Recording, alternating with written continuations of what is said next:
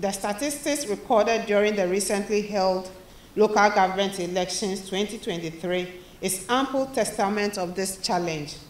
The Electoral Commission of Ghana states that while 95.9% of the elected district assembly members were males, only 4.1% were females, not even 5%. And I'm sure in the next parliament, we'll have less than, when we look at the numbers that as it is now, we will have less than 14%. So we'll have less than 14%, because when we look at the two main political parties and the number of women that have lost their positions, it means the next parliament will be a problem. The situation was not much different in the unit committee elections, where 12.8% of females won, as compared to 87.2% recorded for males. Women in local government have failed to make the equality mark in elections and in government appointments. These appointments in the past and in recent times, whether the 30% government appointees in the assemblies or the appointment of the 261 chief executives, cannot be accepted as representing a genuine act of gender responsiveness, but rather reinforces the ever-present gender equality gaps and challenges.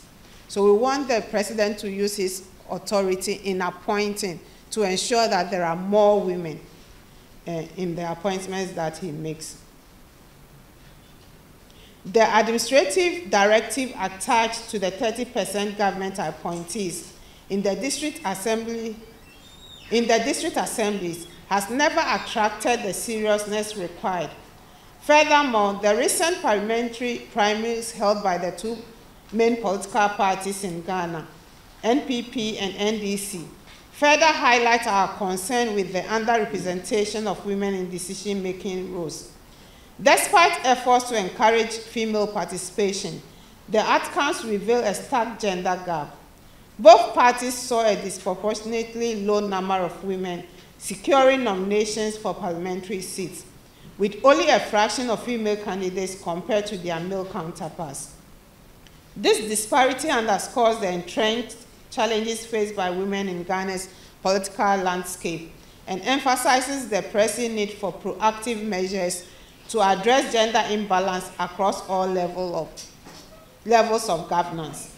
Undoubtedly, developments such as these bring to the fore the urgent need to give practical expression to our collective desire and the provisions enshrined in the Fourth Republican Constitution of Ghana to ensure meaningful participation and allow for equality of opportunity for all citizens. This could have been achieved if the Affirmative Action Gender Equality Bill 2023 had been passed in 2023 and implemented. So I will add that we need the Affirmative Action Bill to be passed now. Please pass it before we will have to go into the next parliament, because when we enter the next parliament, the process has to restart again. So I'm taking this opportunity to call on our parliamentarians to pass the Affirmative Action Bill now.